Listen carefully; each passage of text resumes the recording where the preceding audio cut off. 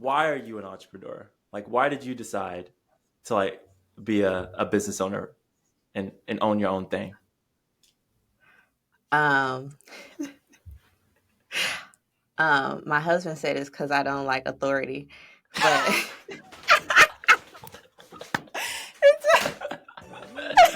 My wife says the same thing. She said, "You can't work for nobody else." it's like, but I mean, that's the simple answer. What is good, y'all? It is your boy Jonathan Dumas, and this is Highly Visible and a Little Misunderstood, the podcast where we have conversations with the people we see every day because we don't know what we miss until we miss them. And if you are new here, welcome. We are in the middle of a series, Entrepreneuring While BIPOC, and this is a great time to come in and listen and tap into what we're doing because this is episode 5, but we have 4 other of these bad boys out in the world talking with some amazing people, and they're all straight fire, if I do say so myself. Last week, we had a chance to catch up with my friend Grace Young Foster, who is the founder of her company, The Inclusion Initiative. You got to check that out. She's doing some incredible work with alumni from the foster care system, providing literally an ecosystem for professional development, support, mentorship for foster care alumni in their career journeys. And whether you're an alumni, foster youth, or somebody who wants to support foster youth, or somebody who's curious, that is a great episode to tap into. That is, again, episode 4 of Entrepreneuring While BIPOC with Grace. Go ahead and check that out.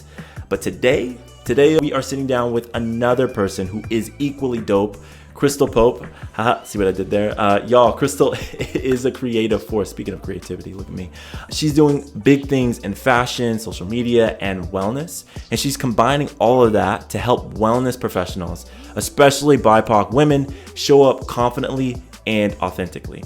And whether it's getting styled for an event or building a social strategy that actually feels true to who they are, Crystal's all about amplifying the voices of those who care for others. And we get deep into why this work is so important to her and how she's been able to navigate her entrepreneurial journey and how she's literally creating space for wellness professionals to shine.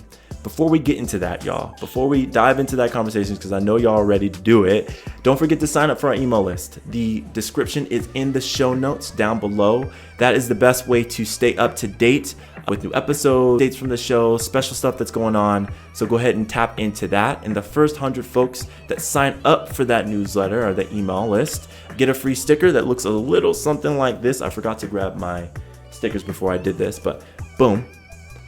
And you know what? I'm gonna just go ahead and grab them. Hold on just one second.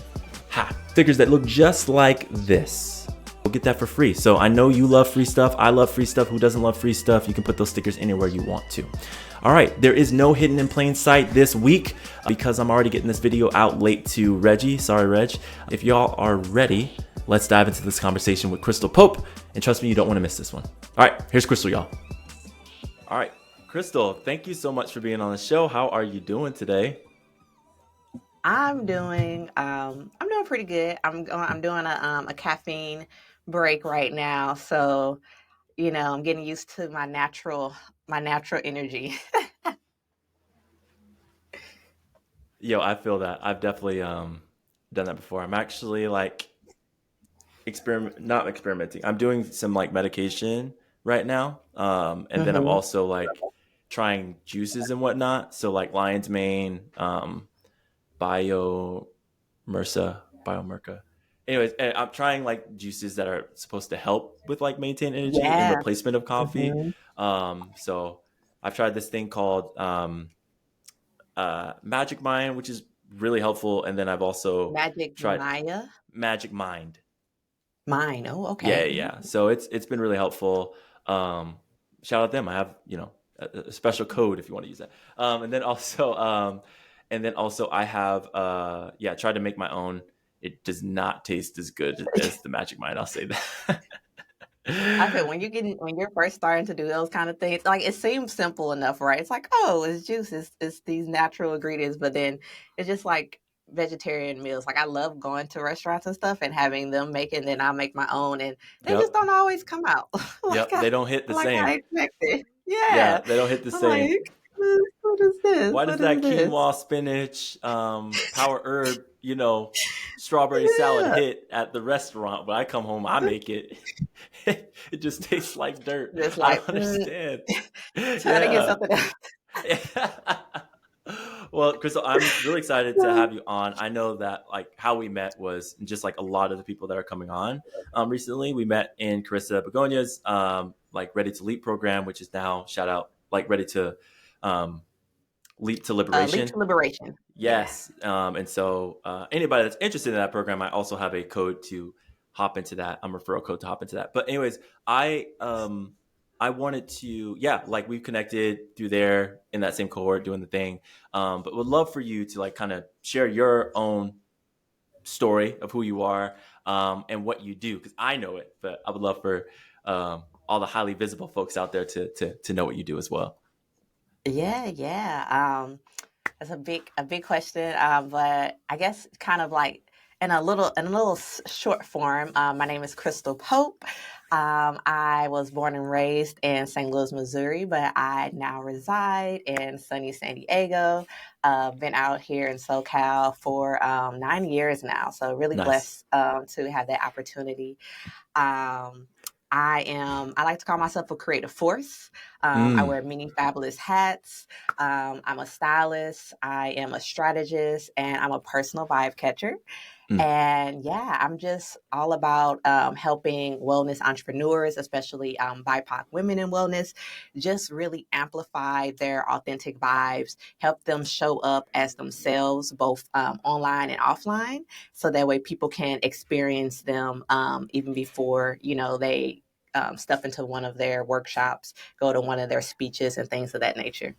Yeah, I love this. I love that like creative force, like describing yourself as a creative force, because I think when we think about like creativity, I've kind of Mhm. shaken the mold of like what is a creative a while ago, because I used Mm, to think it was like somebody who can write really well or somebody who can, you know, um, do music or something like that, or draw or something mhm. like that. But creativity is just like so broad. It's so big. And I love how you discuss like creative force. How did you land on like describing yourself coming, showing up in the world as creative, like a creative force?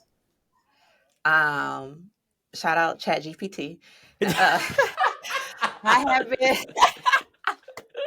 since I love so on top of being creative, I'm very much a what do you call it? A tech girly. Like I love tech. I Mm, love trying out all the things and stuff. That's a whole another thing that we'll probably get into later. Just my obsession with fashion tech that mm, has led me to just so many new things and opportunities in my life from pursuing just two things that are very I'm very passionate about fashion technology. With that, anyway, I was playing around with different things Chat GPT, and mm, like I will say, like I still have a background. I have a strong background. I've been doing like social media management and online community management for since like 2016. mm, okay. So I have a lot of kind of knowledge around like copywriting and just kind of like, and also it's me, right? I know my own like voice. So I Mm, went through a bunch of different iterations, kind of telling it like, because I do a lot of different things and just kind of getting, and then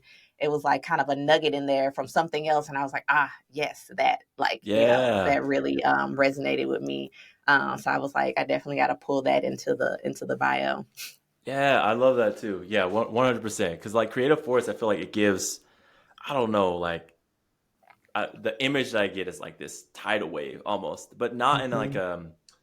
not in like a aggressive sense or whatever. But it's just More like destructive. I can help. Like it's just like Yeah. it's a force. It's a force. Yeah. You show up. It's real. It's there, and like you can't stop it. You just it is like it is what it is. And you gonna see this. You gonna feel this. You gonna Yeah. realize it. I love it.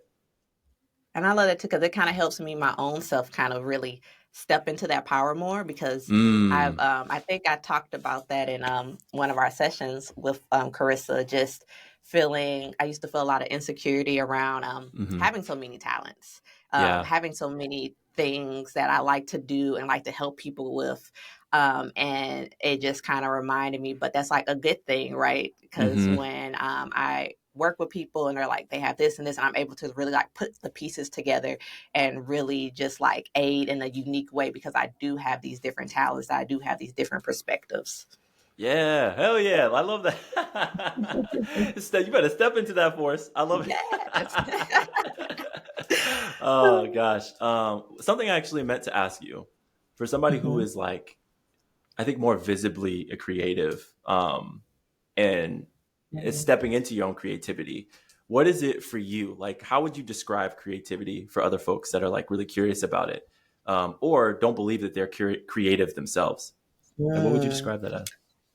That is a great question because I do believe that, like I said, some people are creative, but they may not even realize it because, like you said, of like our definition, perhaps of creativity from those around us. And Mm, so I would say, like, I was just thinking about something like people were asking me the other day, they're like, how do you find about all these events or these groups and things like that? And I was trying to explain how I do that. And I was like, oh, even that is a creative way to approach things, right? Like you can yep. have a creative approach to things Mm-hmm. of like, and I guess when I think about it, I think it's like one is something that's most likely like unique to you, like it's how you are interpreting stuff. Like I feel like we are naturally creative in our own ways. It's Mm-hmm. about acknowledging what that is, especially like you have the quote unquote majority doing things one way, but you see things a different way. Like that's creative. Mm, And I think creative may also be just something just like different. Again, like doing something a little different, whether that is an actual skill, whether that's enhancing another skill. Like I said, enhancing, like you may have a different approach to networking versus someone else. And then you have the more usual way that people think of creativity is like actual art form, some type of art mm-hmm. form or something like that. But I would just say, kind of think about, I think something that's helped is just kind of like you have to think about like what people are saying to you, what people are coming to you for, Mm, because I realize that it's like sometimes when things are so natural, you don't even recognize it as a gift yeah. because it's just your day to day, right? So you don't realize like when I started styling, I started doing market research when I decided I wanted to do it like beyond my family, friends, and loved ones. And it was like kind of mind blowing because I was like, oh, not everyone likes to do this, or not everyone, or this is challenging for me. And it was just like, because to me, and I was like, people were just like, oh my, I would just love for someone to take this off my plate. And I'm just like, it was just interesting because for Mm, me, something that was just like breathing, right? To other mm-hmm. people, it can be so much more challenging, and they can see that as being creative because it's something that they may lack the skills or knowledge behind. When I'm just like, oh, I just do kind of thing. You just do it. And Mhm. that is really good way and perspective of thinking about it. Because I was just talking to somebody the other day, and we were talking about shout out Elijah. Um, say we I was talking to somebody who had attended a like coaching hour that we did, and we got asked about like Yeah. niching down and like Mm, should we niche down, should we pare down, should we really identify that thing? And he said to me that like it could be good because like you can get really good at this one thing, mhm, um, and I asked him because he was coming to me to like host a podcast for him, and I'm like, dog, you can host this. I don't need to do this for you. Like, you got all the skills yeah. and everything like that. And the question I asked him about was like, I was like, who are you talking to? Like, who's your audience? And he's like, I don't Hmm. know. I don't know. And I'm like, wait a minute. Like, and he was conflicted because he wanted to talk to these people because he's like, I want this thing to make money eventually. And I'm like, cool, Hmm. but like, who do you actually want to talk to? Because like you don't Hmm. know. And he didn't like even consider of like those people. Hold on, I'm gonna get there. Hold on, I'm gonna get there. I'm gonna restart because like I literally lost track and then I found it halfway through. ADHD. Redo. All right, there it is.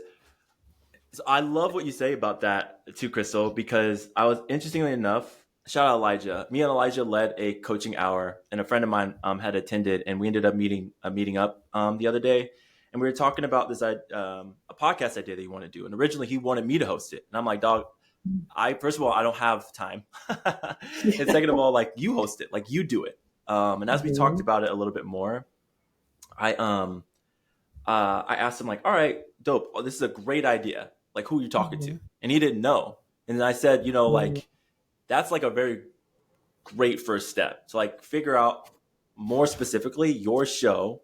Like ask that question, like why should these people come to you? Who do you want to talk to? Who do you want to interact with? And it's going to be like super, super easy. And like, I relate that to what you're saying too, because it's sometimes we discount ourselves, right? Like this dude like was able to easily map out a show, come up with 10 topics that he wants to talk about, came up with an amazing like show idea, like he's visioning all this other stuff. But like when it Me came reach down out to to him. executing part, like who am I going to talk to do that part? Like he was already shutting himself down. He's like, I can't host it. Like I'm gonna have somebody else do that. And I'm like, bro, like everything gets outlined right there. Like, why don't you like step and lean into that? And sometimes it really comes into the question of like, who am I going to talk to? What are the parts that are easy to me? What are the parts that might like feel like natural and stuff like that? So I love that idea of just like, it's just almost like breathing. It almost comes to, and then it just comes to the execution part.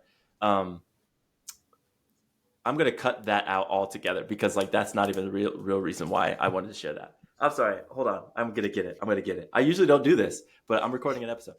All right. Not make you nervous. Yeah. No, it's the point that you made is the reason why I think I keep messing up on this, and I might keep this in this part right here. The reason why I think I keep messing up on this is because what you said about like the thing that is easiest for you, and lean into the thing that's easiest for you. The reason why I bring up my friend that I talked to the other day is because like, it's like all of the stuff that he developed was easy, but like the sharing it with the world was the hard part. And I feel like that's the difficulty that sometimes like creative folks that don't realize that they're creative, or don't even realize their talent, or don't realize like the world needs this, is like they discredit themselves before they even like try it. And so like the part that gets me is, and even with my own work as a coach, that I'm starting to realize is like, I will come up with excuses as to why I can't do it and other people can. Like I'm not qualified to be this, Black millennial coach because like I internalized so much anti-Blackness and like for a good amount of time. Like I don't think I'm necessarily qualified to do that. When I have conversation with folks, I talk with folks, particularly Black folks, and they're like, I resonate so deeply with what you're sharing. Do you coach? You know what I'm saying? Yeah. So it's just like we discredit ourselves so often. And I think when we lean into that thing that feels easy to us, and then the next step is like share it with the world, like do that thing that like even makes you nervous. And I think sometimes people discredit their creativity because they don't see themselves as creative, or they don't think their idea is valid or whatever. But why not try it? Be that creative force. You feel me?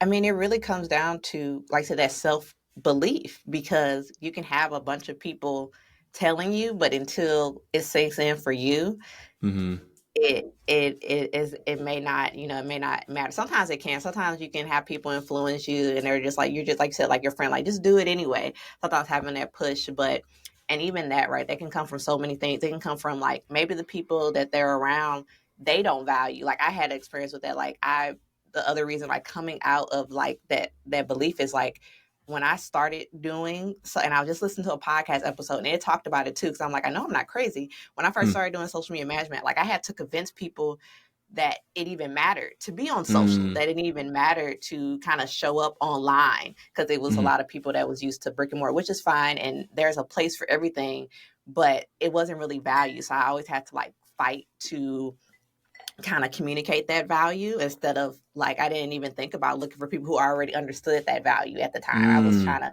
like help people because I'm like, oh, you can do all of this. And I'm like, all you got to do is this, like, let me help you.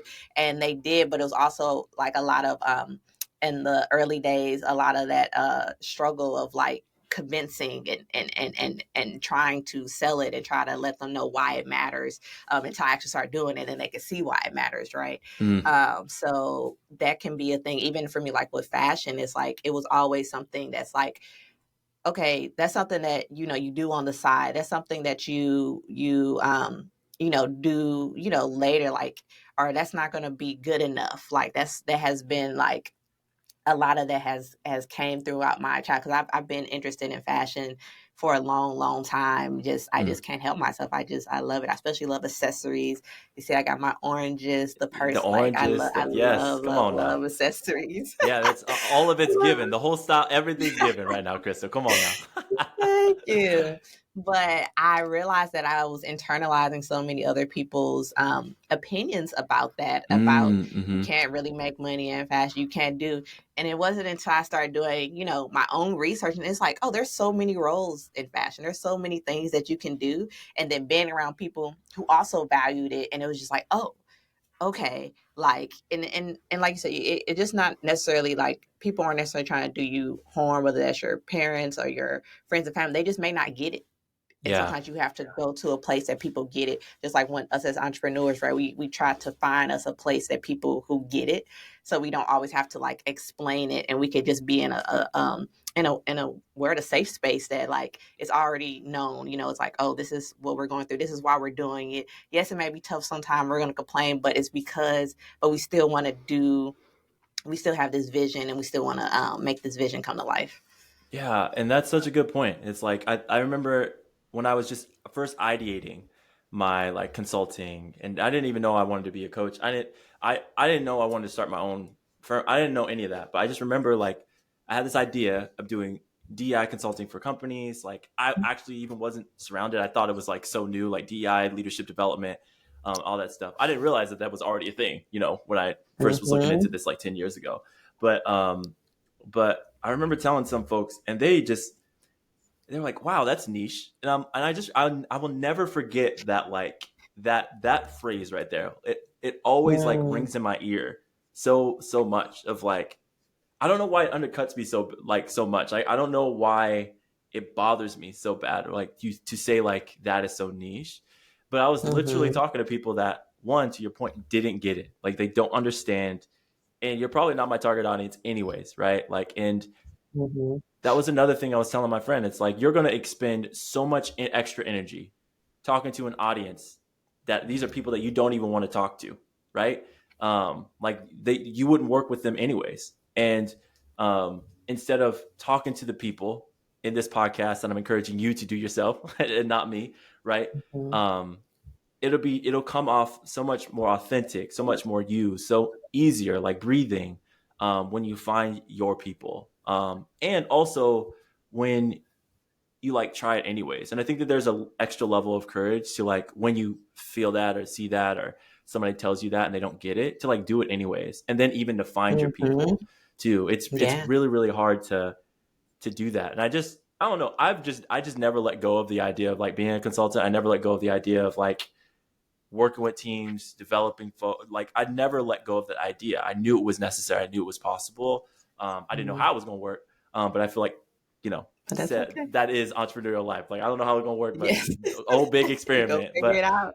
yeah, but Yeah. I love that point of like finding your people that are going to encourage you and like that get it, that know like this is just Mm-hmm. one big ass experiment. You're just gonna have to figure it out. And they get the fact that you're experimenting, so just keep going.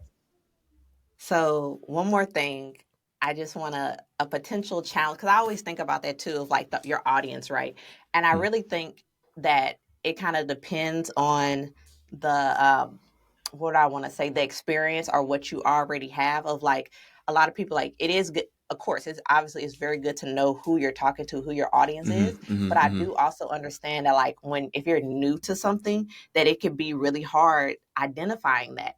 And I like to look at it as another way, as well as like you said, put the stuff out there, because that's how people are going to, if you, especially if it's like something creative, personally creative, something kind of more focused on you, because if you Mm-hmm. put that out there, then people might find it, and then you can start to then find out who is attracted to this, like who Mm-hmm. who who am I attracting with this. So I think that's Yeah, another approach. I don't think it works with everything, but I yeah. think for some things it can. And also Mm-hmm. like kind of throwing out that wider net at first. Like when I first started doing social media management, I did it for everyone. Like Yeah. I worked for restaurants, I worked for fitness, I worked for tech, I did all kinds of things. But with that kind of helped me that's what helped me realize like who do I truly want to serve, who do I truly want to work with. And it was when I started working more with people in like self-care and the wellness industry that I was like, oh Mm, yes, this feels much more easeful. This feels yeah. much more purposeful. But I don't know if I would have been as clear on that if I hadn't had some of those other experiences. That's actually, you know what? That's a really, really good point, and it's significantly more nuanced too, because you really don't know, and it's okay that you don't know. Like if somebody were to say like, who do you want to work with, and they just say like, I don't know, right? Then it would be good to just like experiment, try it out, and just Mm-hmm. pull a crystal, just like cast a wider net, and then like narrow it down, because you really, really don't know. You might actually just be like down to like support the restaurant industry, and like that's your bread and butter, and you like really, really love it, and you thought in the beginning that you were going to do education, and you were like, no, Mm-hmm. I'm good. Like that's Mm-hmm. such a really, really good point. um yeah, I like that. I But that like there that a is a lot. time and Yeah, place to niche, though. Still, there is a time and place. absolutely. But sometimes in Absolutely. that beginning stages, people make it like stuck or feel so intimidating that they don't Hmm. know. But it's like you can find out, and like you said, experiment, and that's a big part of entrepreneurship. Like you gotta be okay with experimenting and okay with like things not working out as you Yeah. want it, and Yep. being like, Yep. all right, pick my face up and Yeah. and uh, do it again. it just do it again. Oh my gosh. I think that's the biggest misconception, right?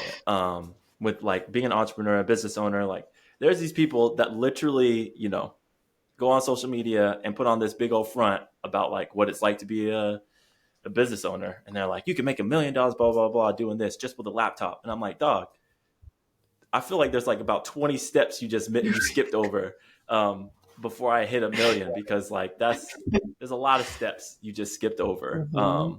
And it's like, are you like how did you get there? And like, well, you buy my course, I'll tell you how to get there. I'm like, what kind of like predatory marketing is that? So but I think that they hype it up, but like the ends, the day to day, the ends that goes into like being an entrepreneur, it's a lot of work, because all decisions go to you. Mm-hmm. All of your Yes, insecurities are going to come up. Um, that part. Whew. all of you're going to be like incredibly vulnerable when you're like putting this thing out that you have literally been ideating and dreaming up and visioning and talking to like your close knit people, and then all of a sudden you put it out into the world and you got like 5 people buying, and you're like, should I quit? Right. It's just like it's not. It is like I tell who was I talking to? I was talking to somebody, and I said I would not have found out about my ADHD if I did not become an entrepreneur. I Mm-hmm. would not have I don't think I would have been this way in my own like marriage, my own relationship with my wife, if I'd not become an entrepreneur. I don't think if there's so many different things that have come up in this journey, that I found out about myself that I didn't even realize that I was like insecure about. Like I did not even realize that like that I had trouble with, or all these different things. And so I think it's so worth it, but I think there needs to be more honest dialogue around and more honest showing of what being an entrepreneur is, especially an entrepreneur of color, um, Mm-hmm. that I've experienced. And you were head nodding with me and amen in me. So I'm curious, Crystal, first of all, like, why are you an entrepreneur? Like, why did you decide to like be a business owner and own your own thing? Um, my husband said it's because I don't like authority, but it's, My wife says the same thing. She said, "You can't work for nobody else." it's like, look, I mean, that's the simple answer. I ain't gonna have you tell me what to do. This is stupid. I said, Yes, I feel like this is why would you do that? What is yeah. it? But I mean, Oh my god. oh man, it's so fun because I remember when he said that because we were looking at some video and then he was like, and he was just looking around like, what? He was like, "This is why you can't work for no one because you don't like." And I'm like, "How is this authority? This is just da da da da da." And then he was like, "Yep, exactly." And I was like, That's "Okay," hilarious. but seriously though, I have always been a very like ambitious type of person, and Mm, I would come into these organizations and I would be like, "Oh, we should do," and I would have all mm. these ideas, and like I guess I was just tired of my ideas getting turned down, and like in a way, Yeah. I mean, I won't say I get it, but it's like when you're in a corporate or even like. I come from a background. I worked in customer service, hotels, restaurant serving, just kind of all those kind of things for a good amount of time. I'm not gonna say About 15 years. Okay, so Yeah. I've been working I started working young, y'all. So, Yeah. but anyway, Yeah. I've been doing that for a long time. And so I've had a lot of experiences with people, and it's just like I kind of got tired of it. And then like I would see people in charge, and I'm just like, I would always feel like, oh, I feel like I could do, and I mean, I feel like I could do a better job, Go, right? go, And go ahead. I was so, about to say, go ahead and say it, Crystal. I could do it better. Yeah, go ahead and say it. Ain't yeah, nothing wrong and with I it. would just be in amazement of, these mediocre people doing things. And I'm like, well, why can't I do this? And I think one of the bigger turning points, and that was like, oh, I think that was, yeah, that's so crazy. Now that I think, I'm glad you brought this, because when I think about that, that was right before I started doing social media management. One of the biggest turning points, I was serving at this place. I had a really busy night. I made decent amount of money. I was tired, but like, and I always look, so like at the end of the night, you'll get like a printout, and it'll say like, this is how much sales you had. This is how much like food, beverage, blah, blah, blah. This is how much you brought in. This is how much you get. This is how much you got to pay out people. Right. And so Yeah. I was looking at it, and I was like, okay, I was tired. I was like, it was a decent amount, but at the same time, it wasn't, I always wanted more. But I was, for some reason, I really started focusing on how much I brought into the restaurant that day. And I was just Mm-hmm. like, dang. And I compared that to what I got. And I was just Yeah. like, dang. I was Yeah. like, I was like, man, and I'm so tired, and I was just like, this ain't gonna work. And so I think that was really kind of like the start. Like I've had like little moments in the past, entrepreneur moments where I would do things, but I think that really kind of started of like kind of do. And I didn't really think about it as entrepreneurship. So like later on, I went to another restaurant. Again, they were popping, they were really cool, they had a really cool vibe. Their social media sucked. I ain't Mm. gonna name it, but their social media sucked. And I was just like, man, Ain't gonna I name was like, names. I want to bring more people in. And I was Yeah. like, and it's funny because I was that type of person. I was more of a lurker. Like I was on Instagram and stuff like that. But I didn't really post a lot. My dad, he was really strict. So I didn't really hop on the social media train too early. Mm. And but I liked it, and I just always enjoyed it. I always enjoyed just seeing the connections, especially back then. It's like people were finding long lost friends and family, and like Mm. just all the good it was doing. And I was like, that's so cool. And so I was always very interested in how it worked. And I was like, I figure I can do this. So I talked to Yep. them, worked out something, put out a whole PowerPoint, was like presentation, like this is what I can do. And it really took off. But again, Mm. I didn't really think about that as entrepreneurship at the time. I thought of myself as still an employee, as a freelancer, which was fine. But it wasn't until really, like, I'll say the last year and a half, a little before I left my corporate position last year, that I had to be like, I'm still thinking as an employee, even though I'm like doing stuff on my own and things like that. I need to think as a business owner. I need to think as a Mm. CEO. And Yeah. that's when things, I feel like now I feel more so like an entrepreneur than ever before, because the way I'm thinking about my business is different. I'm thinking of myself as, I am that person in charge. I'm not, before I just always would cater to like, and not that you don't want to cater to your client, but it was always like, again, I was acting like an employee, but being a 1099. You know what I'm saying? Like Mm-hmm. I wasn't approaching it in a business matter. But Mm. yeah, that's kind of what led me to want to be an entrepreneur. I just have all these ideas, and I was tired of getting them turned down. And I'm like, I'm going to figure out how to make my own ideas come to life, since other people don't want me to help with their own businesses. And you know what's so interesting is like folks with define like that's such a the concept too now is like an entrepreneur, somebody who like works for somebody and then like does those Mm-hmm. entrepreneurial things within an organization. And like now businesses are starting to catch on of like, oh, I don't want to create more competition. Are you Mm. going to create this idea for us and develop it, do all that? All right, we'll pay you this money, fund it, whatever. Like bigger companies are doing that now. But I resonate Yeah. so deeply with like that realization, Crystal, where like the last position I had, and I actually really liked my job, and then COVID happened. Mm-hmm. But it's like I was managing these two locations for this company, and like my home location was like a smaller one, but my revenue Mm-hmm. like portfolio was like $250,000. I'm like, all right, and I'm like selling these office spaces, like selling them. I'm like, okay, that's easy. I just made whatever thousands of dollars, whatever. And then I took over another one, which was I think over a million, like over Mm-hmm. a million, the square footage and all that stuff. And so I'm taking not the square footage, the revenue like potential. And Okay. so it's like like almost $1.5 million worth of revenue that I'm managing, and I'm like, and I'm closing deals, where folks are paying easily $20,000 a month. I'm like,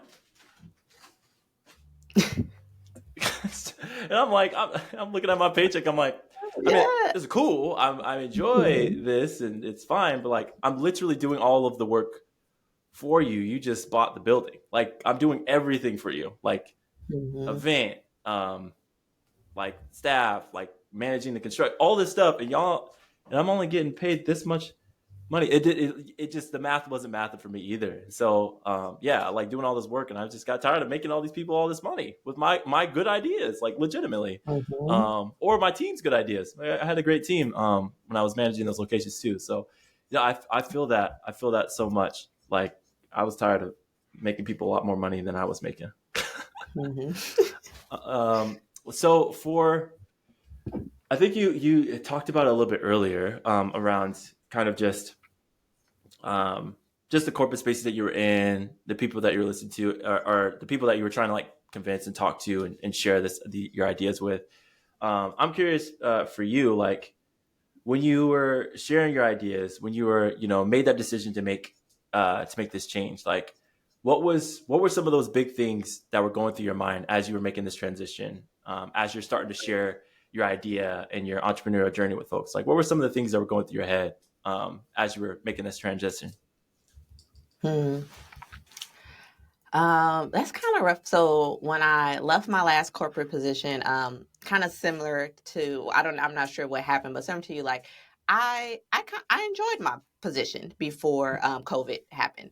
And it wasn't something I really loved, but it also wasn't something I hated either. And Mm-hmm. I had a pretty cool team, and it was just like, it was for me, which was different. It was very neutral. And I was like, okay, I could do this and I can build what I want to build on the side while I'm doing this. When COVID happened, a lot of things changed for me.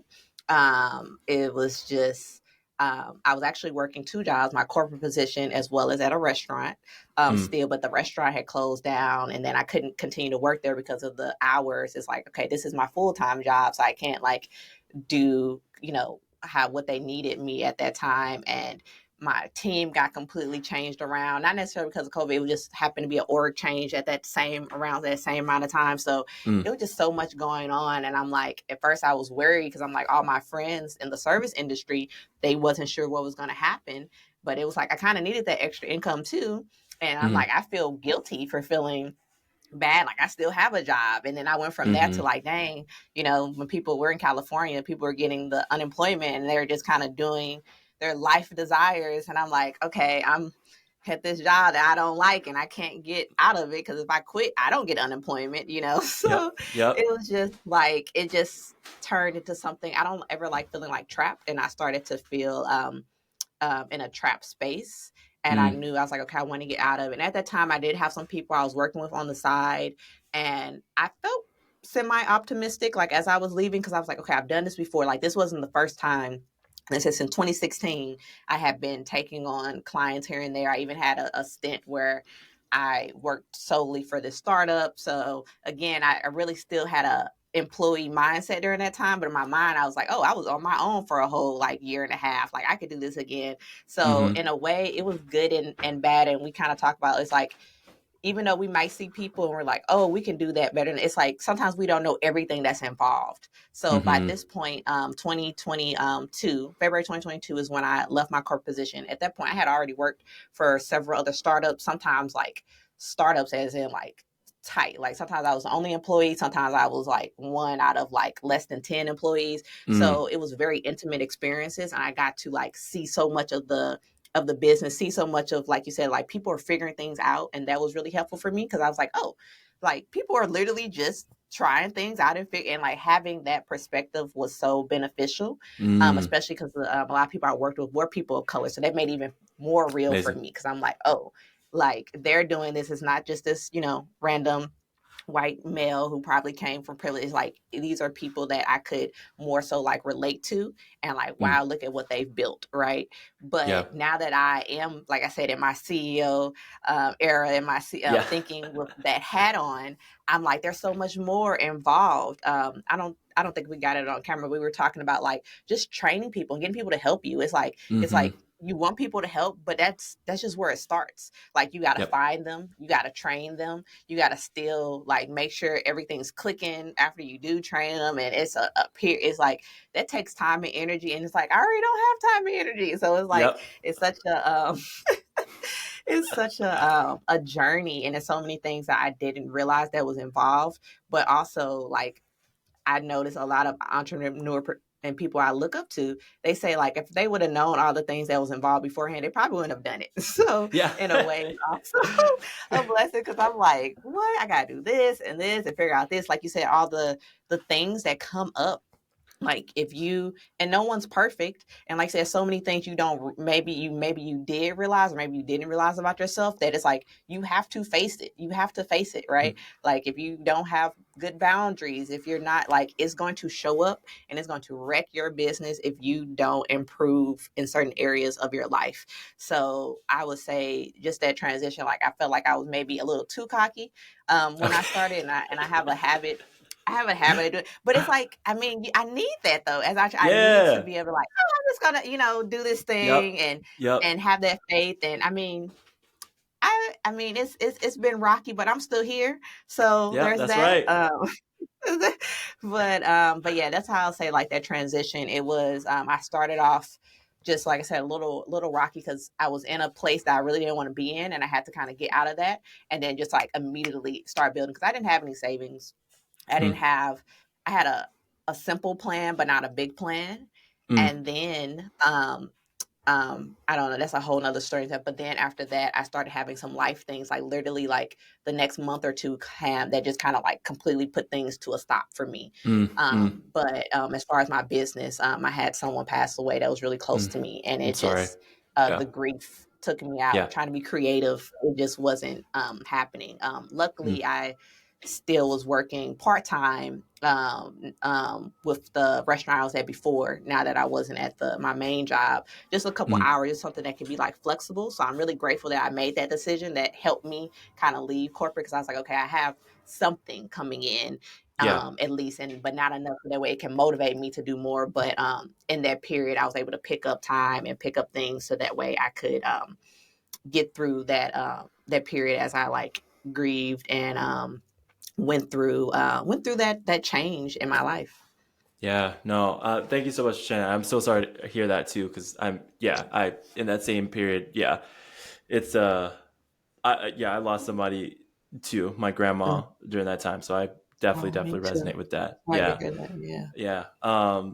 So yeah, I love that you had like the experience to like see it done, not just like the entrepreneurship done by like other people of color, right? Like you don't just Mhm. like it's different to see like white folks do it, or like these dudes, and they say like I built this thing from the ground up, and I'm like, when you peel back the layers, so I'm not, some of those white dudes, they really did, built it in a garage, in their mom's garage. They were broke, they were poor, whatever. But some of them, they're talking about they built it from the ground up, and you're like, dog, you you didn't have to worry about loans. You went to like Stanford or Harvard or like an Ivy League. So like you have all these resources Connections. from that school. Or like you have all these connections, even if you didn't have all this stuff, like you have the connections, because connections can be life changing. You're Mhm. exposed to all this stuff. Like it was set up for you to like at least try this and do it well. Like, and what we do know about the startup world, VC culture, all that other stuff, at least in tech, literally women of color get less than 1% of funding from VCs. That's a legitimate stat. Um, Mhm. uh, like businesses, not black owned, well, no, black owned businesses. This is a stat I heard in the last few weeks, that like they tend to last longer than a Mhm. majority of other businesses owned by like white folks or whatever have you. But it's because black folks, like the amount of sacrifice that they make to put into their business so they don't close it. So it's like Mhm. when we talk about the longevity of black owned businesses, it's more so like um, they had to take out a second mortgage on their home. It is they get a full time job and they're like self funding the business so they don't close the doors or whatever, or Mhm. so on and so forth. There's a lot of reasons as to why the longevity of that. When other businesses are just like, oh, it did work, Just popping in to do a really quick correction. I'm in a tank top because it's hot as hell and my fan's in the back. It's so hot here. Anyways, I tried to find the whatchamacallit I was talking about, the stat I was talking about in regards to black business longevity. Couldn't find it. Everything I did find was about how black businesses don't last long compared to other businesses led by other racial groups. So I retract that. I take that back. No misinformation, disinformation out there. Second piece was about VC funding. So this is from TechCrunch 2023. They did a deep dive on VC funding, as they do. And black founders in the US raised about 0.48% of all VC dollars. 0.48%. It's atrocious. We think about all of the promises that were made in 2020 post George Floyd's murder about supporting black entrepreneurs, black businesses. That is a huge drop. Even from a couple years ago, it was quadruple that. Regions like Atlanta, which is historically a minority business-led hub, saw a massive drop of 79% in funding. Major hubs like San Francisco, black founders saw a gigantic drop from 1% to 0.3%. So it's really, really wild. It's actually worse than what I was saying when I had shared that stat in the conversation. So I just want to share that really quickly, give some context and whatnot. Back to the conversation. I'm gonna start another one. And oftentimes with startups, it's like literally, the one that hits, it's like that second or third one or fourth one, where they're just like starting over and over and over again. So I love that you had an opportunity to see entrepreneurs of color do it, because it's just a wildly different experience for you just to see see somebody else do it. What was the significance of that experience for you? I know you touched on it a little bit, but I would love to hear a little bit more. Like, what was the significance of that for you? Like I said, it was great, and it was everything. Like, the person I was really blessed. The person I worked with, and I won't, like I said, I won't completely. I'm not someone who like knocks corporate. I'm like, I feel like there's a role for everyone. Like, I've had Mm-hmm. roles that I actually enjoyed. And some people, they don't want all this risk that goes Yeah. with entrepreneurship. So I Yep. get it, but all I have to say is because that was actually my first corporate position. Because, like I said, I worked in like hotels and stuff, so not very. It was still like Mm-hmm. loosey goosey a little bit, like not as structured. That was I worked in tech too, which actually worked out because it was still like a little not as stiff as like I can imagine probably some office positions could be. But the person I had worked with, one of the startups, it was so great because they came from a corporate. They came from tech. It was a tech startup. They came from corporate tech, and I'm realizing I didn't think about it. I just thought it was cool, but I'm like, oh, they took some things from that. So one of the things that they Mm-hmm. did is they allocated time for me to like learn and to like to do to learn more things. And of course, it was like semi related to their business, but still, I love learning. So I was like, oh crap, I get time to just get paid to learn about things, so I can just be better at my job. Like, I thought that was really cool. And like I said, now I know, Yep. I'm like, oh, that's kind of how they do, in like corporate and tech, and like giving you that time and that spend to be able to do that. Yeah. But also like just developing, what do you want to say? Just developing your employees. And I was one of her first employees, but Mm. she felt just very adamant of like just employee development. And so I really appreciate that. And just like I said, at that point, just the closeness I was able to have just to see a lot of stuff behind the scenes of like, it was just like, them doing something they thought they couldn't do. And then it happened, and just being there when they're like, oh, wow, I didn't think that was Yeah. going to work. And like, that was invaluable of like, oh, like, like not only hearing, but seeing like they tried this thing. They wasn't Mm. sure what was going to happen. And then look at what happened from them just trying, right? If they Mm. would have been like, oh, this is not going to work, I'm not going to do it, then that outcome wouldn't have happened, right? Mm. So that was just really cool to see. And I still like look up at just even like how they try to help me just with my own of like being more confident and just how I talk. And like, so that was really cool of just having that experience of someone really taking that, what do you want to say, taking that time and that interest to make Mm. sure that I as an employee was developing myself, and that I, understood learning new skills, all that stuff. Like, I thought that was fantastic.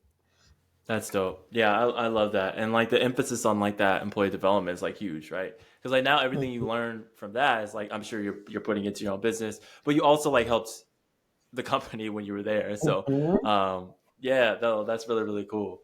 For you, as we are coming closer to like wrapping up, I'm curious for you, like um, values, and I know we talked about this in our program with Carissa. It's like we our values came into play. Like as an entrepreneur of color, like these things, our identity like comes into play. I'm curious for you, like what role, if at all, do your values come into play? Does your identity come into play as you're like navigating the world as an entrepreneur? Like what do Mhm. they play a role at all? Yes, I would definitely say they play a role. Um, when I think about values, right? It's interesting. What's her name? Tony, I think it's Tony Jones. She does like affirmational music. And I was just listening to one of her songs. It's called Your Worth Ethic. So not work, Mm, but worth ethic. mm, And in it, she kind of talks about um, uh, about instead of perfectionist, she's like, I'm not a perfectionist, I'm an excellence or something like that. Well, basically yeah. saying like, like, and that really like resonated to me because like I am like a recovering perfectionist or whatever you want to call it.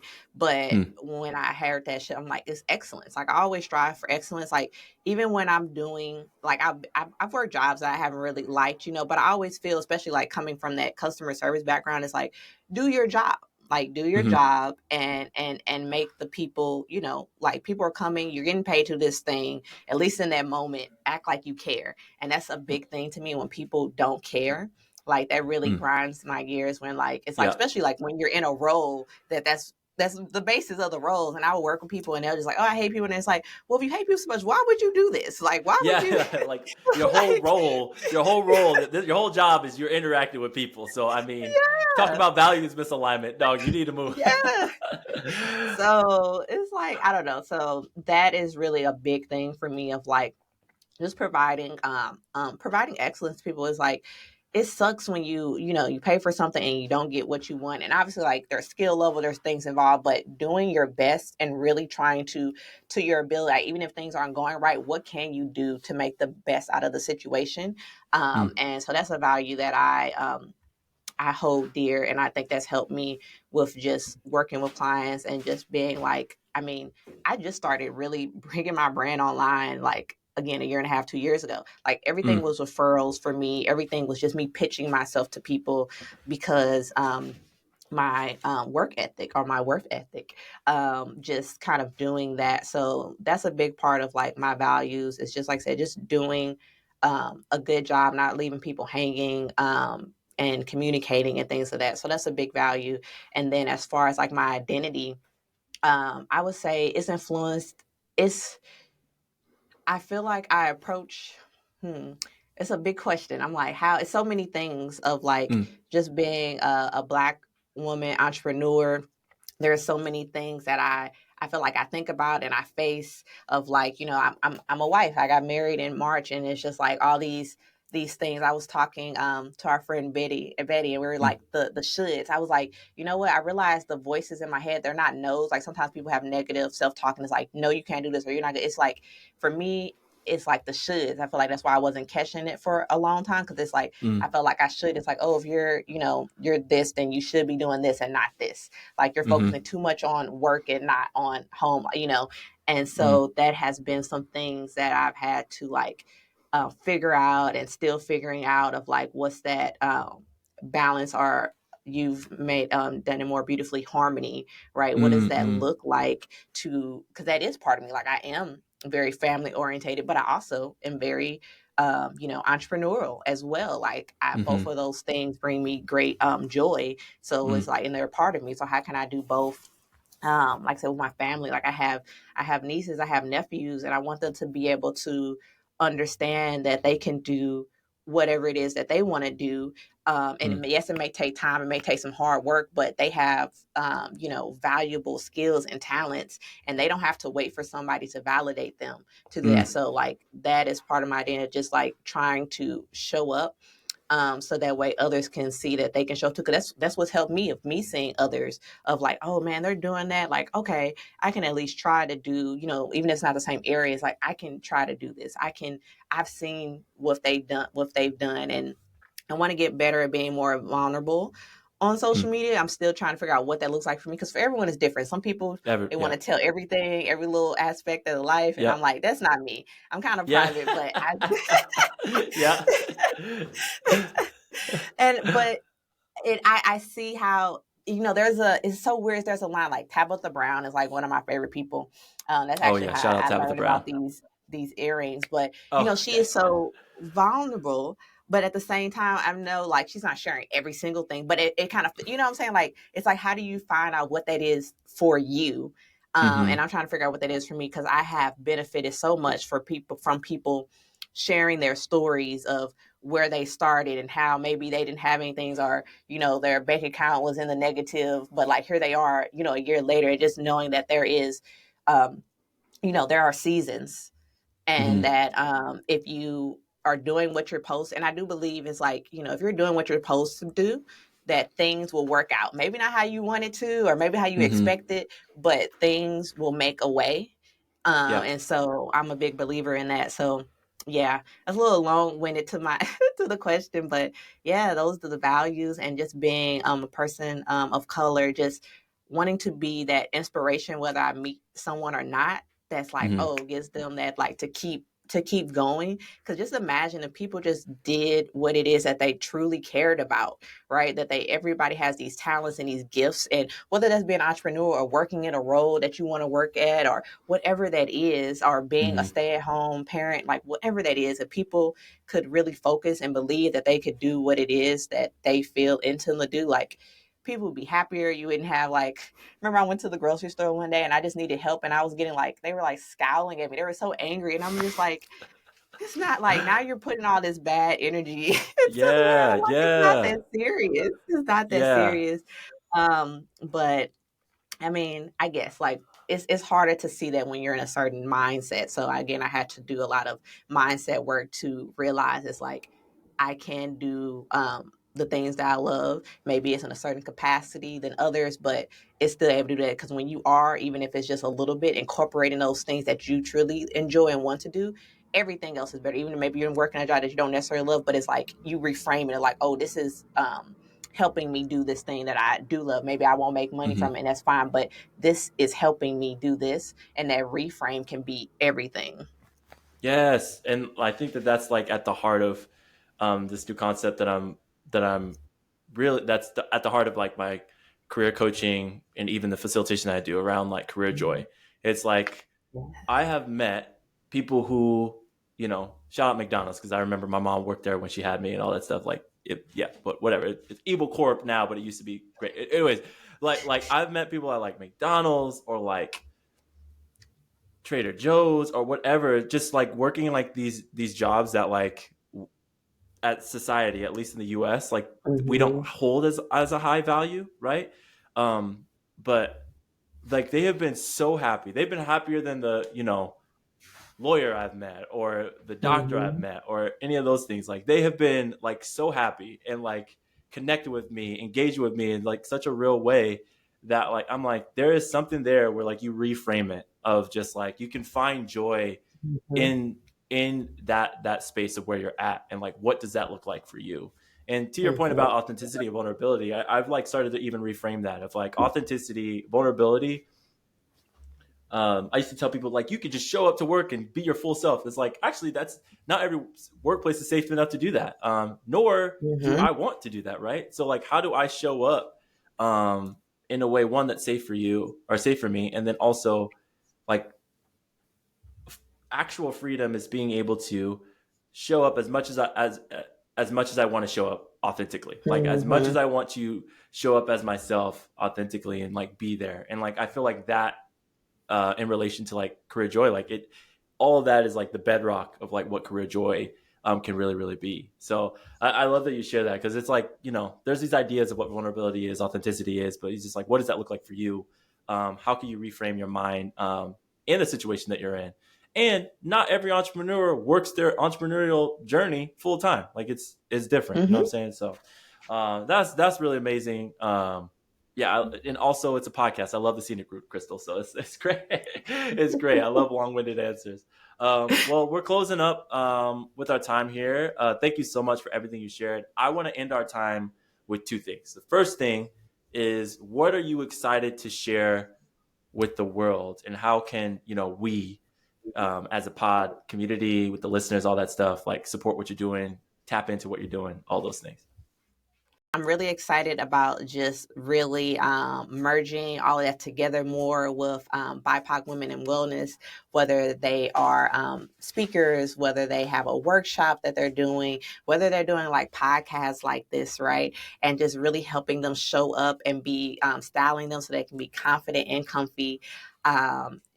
Helping them create a strategy, not just for their style, but also for their the event, for their content, and coming along for the ride as their personal vibe catcher. So that way they can create content with ease. Like, I truly believe content should be created with ease.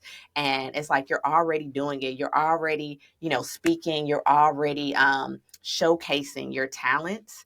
Like, let's capture that and be able to use that to attract even more people who maybe haven't worked with you yet. So, and I just love the idea too of just being able to pour back into these women who are pouring into so many other people. The people I work with, they're Reiki masters, they're sound healers, they're yogis, and they're literally putting so much energy into others. And this is a very luxurious service, so that way they can get poured back into at the same time, like increasing their visibility and increasing their business and their bottom line. I love that. That's so dope. See, this is why I wanted you on the show, so you can highlight that, because like I feel like that's so needed. And I don't know. Yeah, I really haven't. I don't know. I haven't come across anybody that's like giving to that like demographic. So that's so sick. And I've started to like engage with that a whole lot more, wellness space and all that stuff, just for my own own fulfillment, because DI work ain't easy, and being a coach is not easy. So it's exhausting. So I love that. So thank you so much, Crystal. Like, shout out y'all. I'm gonna put all of the your links, all that stuff in the show notes. But where are you most active? Where can people tap in with what you're doing, follow you, so on and so forth? I really want to make sure that folks capture that as well. Yeah, for sure. So right now, I'm most active, I would say, on LinkedIn and Instagram, though I Okay. am like building up my YouTube channel. But basically, I'm Crystal Too Geeked everywhere. That's Crystal with a C, CrystalToogekd. Crystal Too Geeked on all the things. Again, I love social media. So I'm on all the platforms, but those are the top three that I say my focus is on right now. Gotcha. And the same, if you want to just learn about what I'm currently up to, my current offerings, whether that's around strategy, whether that's around content repurposing, or whether that's around styling. All that can be found on my main website, crystal2geek.com. Again, pretty easy, pretty simple to remember. But yeah, that's where they can check me out. That is what's up. All right. Well, y'all, this was Crystal. Crystal, thank you so much for coming through. Really, really appreciate you. And a little behind the scenes curtain, y'all. I was having some technical stuff. So Crystal was riding with me. So I appreciate you, Crystal. This is so dope. Thank you. No, thank you for having me. Really honored. Thank you. Absolutely. Absolutely. All right, y'all. Peace.